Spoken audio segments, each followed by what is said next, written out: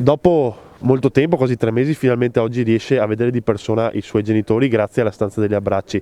Qual è e quali sono state le sue emozioni? L'emozione è forte e affettiva tanto, in quanto mi vengono in mente certi ricordi nel passato quando si vivevano assieme, e per me rivederli è sempre un piacere emozionante.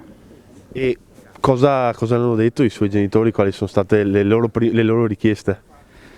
Il papà ha chiesto di salutare tutti e la richiesta di possibile eventuale ritorno a casa anche temporaneo per rivedere i suoi ambienti, perché gli manca i suoi affetti personali, i nipoti e i familiari tutti.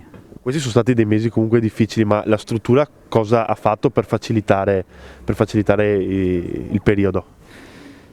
Come diceva in conferenza stampa il dottor Tappari, ci ha informato quotidianamente dello stato di salute dei genitori quando erano positivi, e gli operatori gentilissimi davano la massima disponibilità per videochiamate o telefonate per salutare i genitori e vederli. È una giornata importantissima non solo per la struttura, ma è una giornata importante per la comunità, perché noi abbiamo potuto realizzare la stanza degli abbracci grazie ad una importantissima donazione che è arrivata dalla famiglia Moretti Polegato, in particolare dal dottor Giancarlo Polegato e dalla sua azienda e dalle sue aziende, che ci hanno permesso appunto di realizzare questa struttura.